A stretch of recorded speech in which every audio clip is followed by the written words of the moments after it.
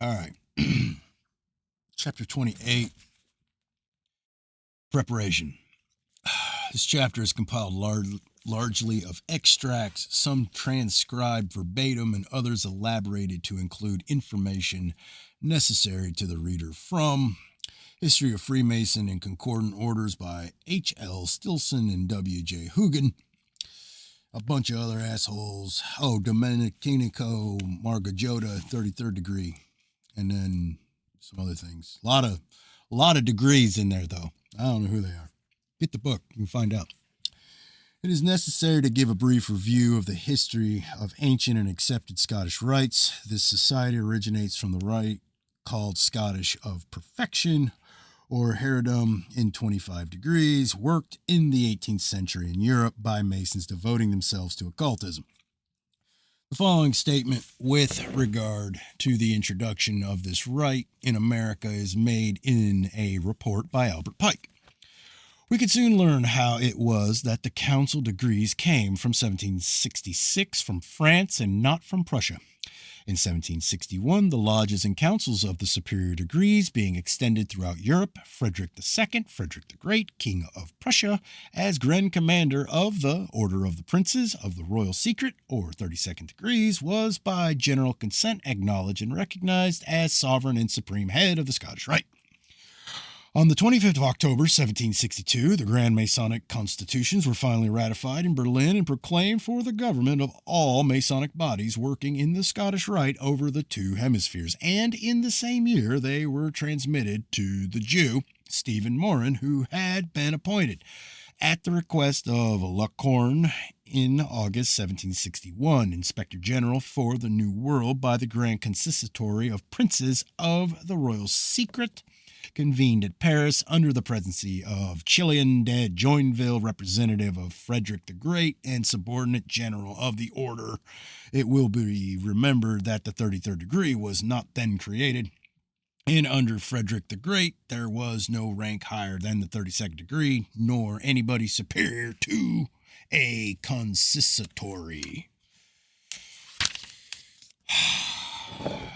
Morin went to Santo Domingo, where he was joined by Moses M. Hayes and Henry Andrew Franken.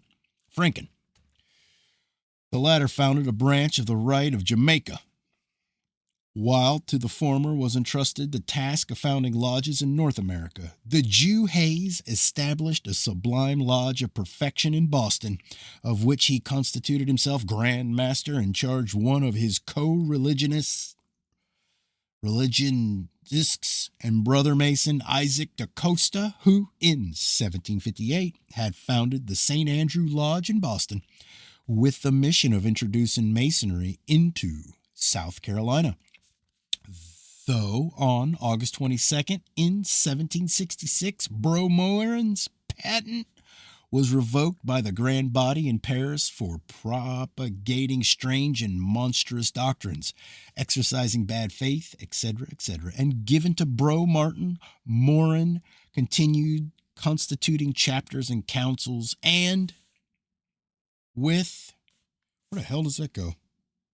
Da Costa? Why does it do that?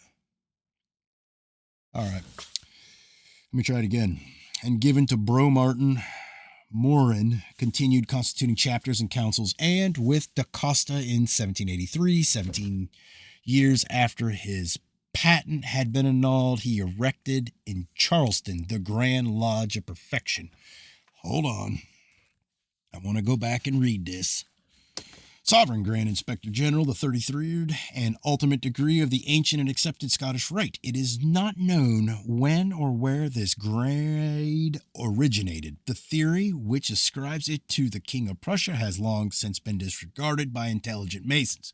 The number of inspectors in the Kingdom of the Republic must not exceed 9. These, organized in a body, constitute the Supreme Council, which claims jurisdiction over all the ineffable and sublime degrees. The presiding officer is styled Sovereign Grand Commander. See also Blatchard, 33rd Scottish Rite Masonry, Volume 2, page 484. And though made within the memory of men now living, we read in the same note by McCoy, it is not certainly known where known when or where this degree originated. That is to say, its original is concealed. This is the most infamous Masonic act next to the burning their records of 59 years before the war, American Civil War, to hide treason. But slavery then ruled the country, and this 33rd Charleston degree ruled the lodge, and the Southern Lodge rooms worked up the most unjustifiable and infamous war on record. The Southern people were dragooned into it by leaders secretly sworn to obey Masonic leaders or have their throats cut. Oh, that was just some of the linear notes. Sorry. Thought it looked important.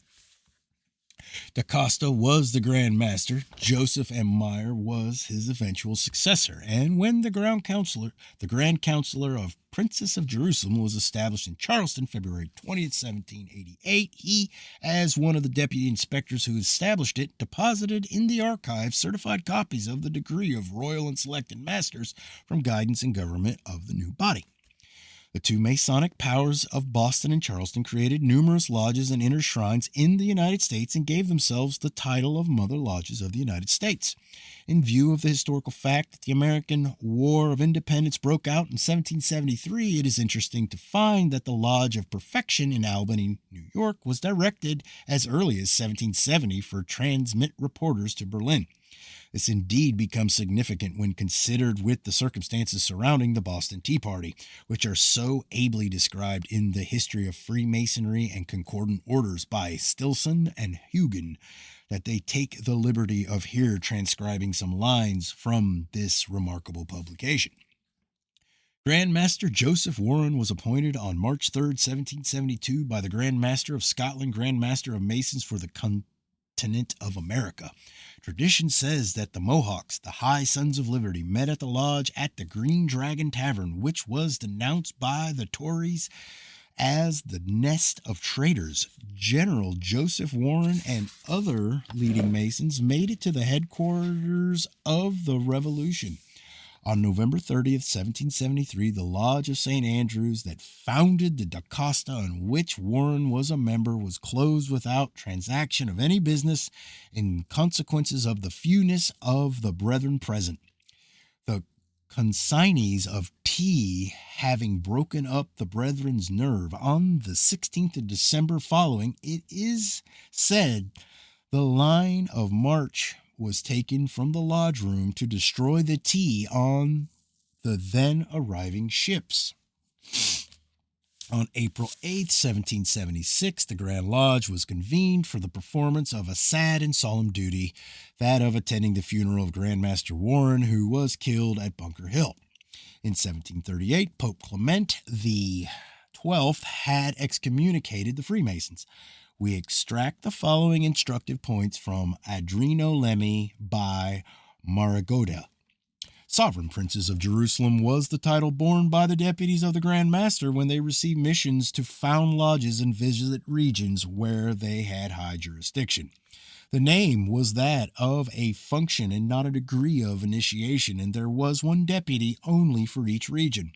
On May 15, 1781, at the Convention of Deputy Inspectors convoked by Hayes and Myers at Philadelphia, Moses Cohen was named Deputy Inspector of Jamaica, as Franken, originally appointed by Stephen Moran to found lodges there, had neglected his mandate. Soon, another Jewish Freemason came to Jamaica. This was Hyman Isaac Long, who derived his powers from Moran through Franken, Hayes, Spitzer, and Moses Cohen, and who was to play a great role in the sect. The Convention of Philadelphia had decided that in the future there might be several sovereign princes of Jerusalem per region. By virtue of this decision, Moses Cohen conferred this title on Isaac Long, who, finding his sphere of action too restricted at Jamaica, soon went to Charleston. He was an active man who had formed great plans. Not only did he create other lodges, but he brought other rights, such as that of Royal Arch, under the obedience of the Mother Lodge at Charleston. The Mother Lodge at Boston, however, did not prosper. Nevertheless, when one thinks of the immense territory of the United States, one understands that the lodges at that start could only be very few and far between. So Masonry vegetated for a long time in North America. In 1795, Isaac Long went to Europe, leaving Colonel John Mitchell the direction of the Mother Lodge of Charleston. When he returned to the United States 6 years later, he brought the plan of his great idea, which was universal, with Colonel John Mitchell, Dr. Frederick Dalco, Abraham Alexander, Isaac Alud, Emmanuel de la Motta, all sovereign princes of Jerusalem. He constituted this rite, taking 25 degrees of the system of heirloom, 6 Templar grades in which were merged 4 degrees borrowed from the German Illuminism of Adam Weishaupt, and 2 grades called grades of administration, the last of which supplanted the function of deputy inspector, sovereign prince of Jerusalem, and took the title of sovereign grand inspector general, 33rd and last degree. This was his crowning achievement. Isaac Long gave the institution the name of Ancient and Accepted Scottish Rites, and the first great constitutions were signed at Charleston on May 31st, 1801. It was Isaac Long who created de Grasse and his father-in-law, de la Hogue, deputy grand inspectors general. In order to ensure great popularity of the rite, he linked it directly with the Templars by a mysterious legend. Hold on. I gotta get a drink. Never thought reading would be so taxing to a soul.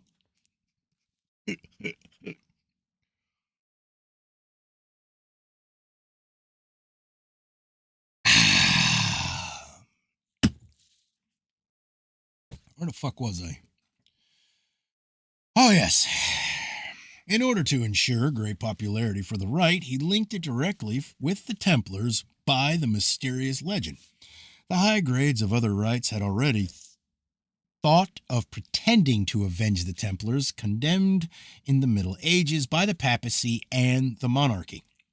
In the ceremonial of certain initiations, a pretext was thus contrived for swearing hatred and death to royalty and the church.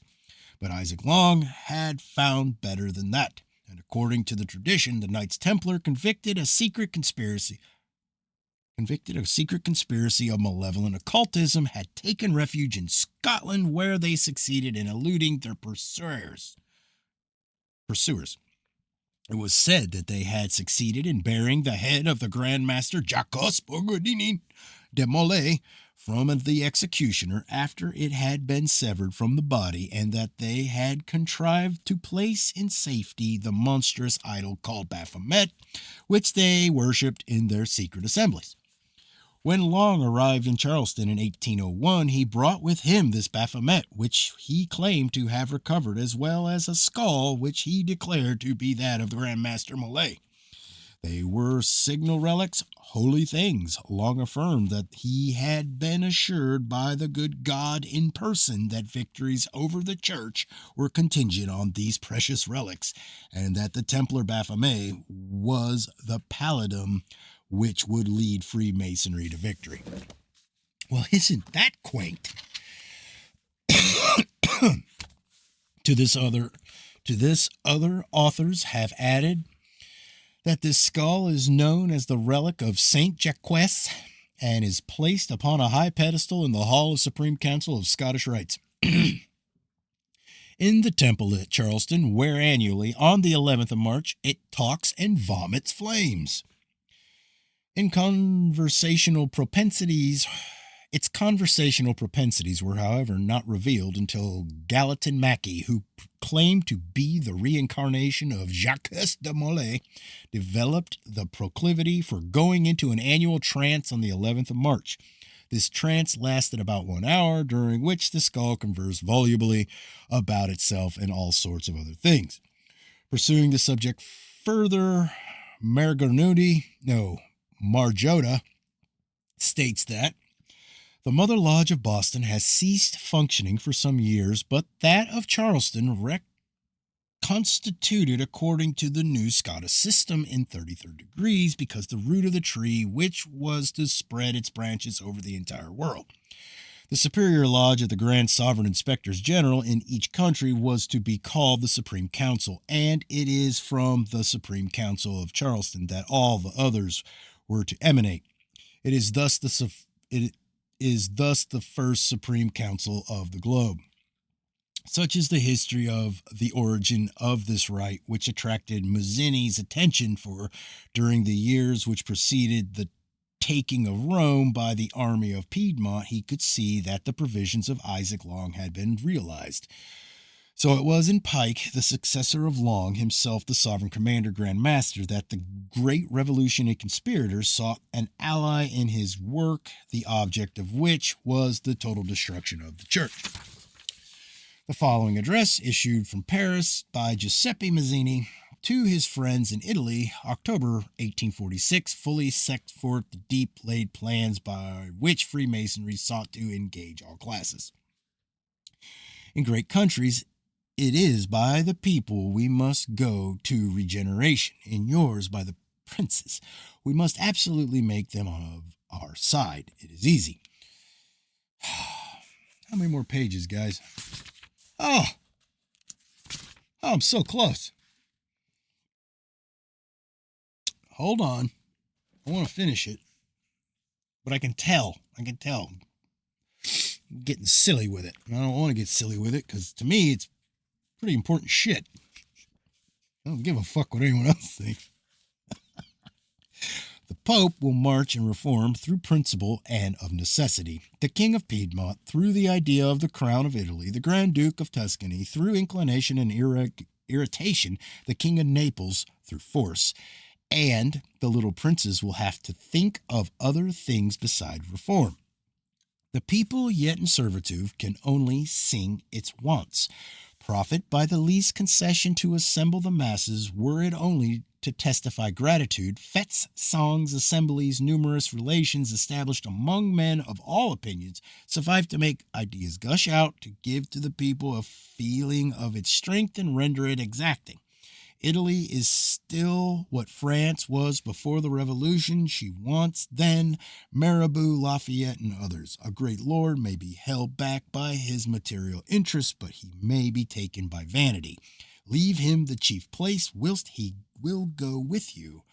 There are few who would go to the end. The essential thing is that the goal of the great revolution be unknown to them. Let us never permit them to see more than the first step. In Italy, the clergy are rich in money and the faith of the people. You must manage them in both interests, and as much as possible make their influence of use. Learned discussions are neither necessary nor opportune. There are regenerative words which contain all that need to often repeated to the people. There are regenerative words which contain all that need be often repeated to the people. Liberty, rights of man, progress, equality, fraternity are what the people will understand above all when opposed to the words despotism, privileges, tyranny, etc., etc. Nearly 2,000 years ago, a great philosopher called Christ preached the fraternity which the world yet seeks. Accept, then, all the help offered you. Whoever will make one step towards you must be yours till he quits you. A king gives a more liberal law. Applaud him, and ask for the one that must follow. A minister shows intention of progress. Give him out as a model. A lord affects to pout at his privileges. Put yourself under his direction. If he will stop, you will have time to let him go. He will remain isolated and without strength against you, and you will have 1,000 ways to make unpopular all who oppose your projects. All personal discontent, all deception, all bruised ambition may serve the cause of progress by giving them a new direction. The army is the greatest enemy to the progress of socialism. It must be paralyzed by the education of the people. Clerical power is personified in the Jesuits. The odium of that name is already a power for the socialists. Make use of it. Associate. Everything is in that word. The secret societies give irresistible strength to the party that can call upon them. Do not fear to see them split. The more, the better. All go to the same end by different ways. The secret will be often violated, so much the better. The secret is necessary to give security to the members, but a certain transparency is needed to conspire fire to the stationary. Courage, then, and persevere. That Freemasonry has not always enjoyed immunity, the following quotation will serve to show.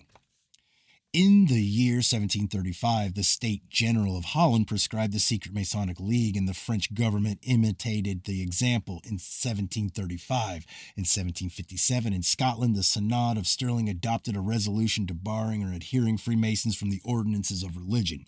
The Great Council of Berne prescribed Freemasonry in 1748. Bavaria followed in 1799, and its total suppression took place in 1845. The Regency of Milan and the Governor of Venice acted in a similar manner by it in 1814. John the Sixth, King of Portugal, prohibited Freemasonry in the strictest manner in 1816 and renewed it in 1824. In 1820, several lodges were closed in Prussia for political intrigues, and in the same year, Alexander I banished the order from the whole Russian Empire. A similar occurrence took place 4 years later in Modena and Spain. Yet today, some men boast of belonging to a secret society, the members of which were declared by an act of George III felons and liable to transportation for life.